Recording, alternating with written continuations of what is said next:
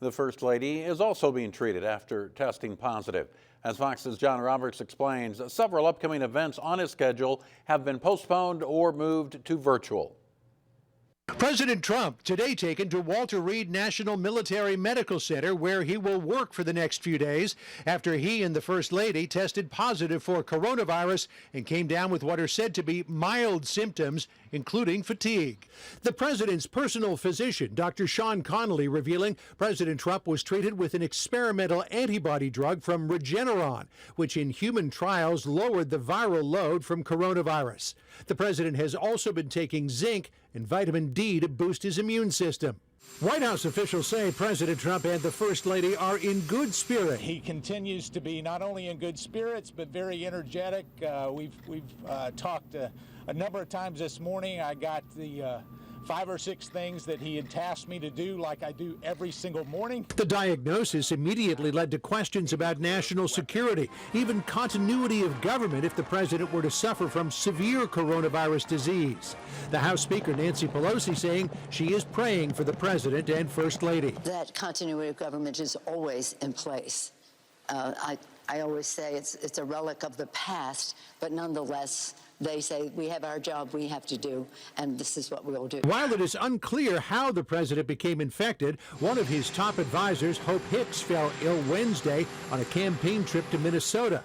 She was isolated aboard Air Force One for the ride back and tested positive Thursday morning. Immediately when she got a positive result, there was contact tracing that was put into place and all of the necessary procedures. Contact tracing takes time. Hicks' positive test was already known by White House senior staff as the president prepared to leave for a fundraising roundtable in Bedminster, New Jersey, Thursday afternoon. In terms of Hope Hicks, we discovered that right as the Marine One was taking off yesterday. We actually pulled some of the people that had been traveling and in close contact. Despite the fact the president had been in close contact with Hicks over the previous several days, he was cleared to board Marine One and make the trip. It was deemed safe for the president to go.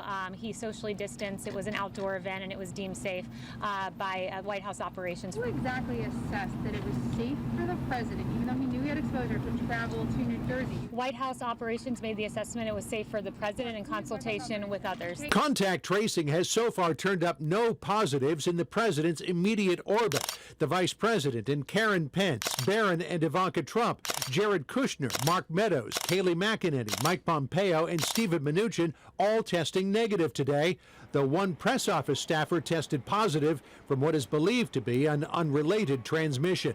With just 32 days until the election, the Trump campaign is on a temporary hold. Events in Florida tonight and Wisconsin tomorrow canceled.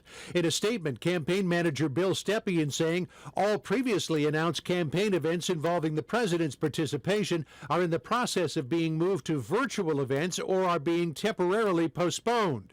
Vice President Mike Pence, who has tested negative for COVID-19, plans on resuming his scheduled campaign events.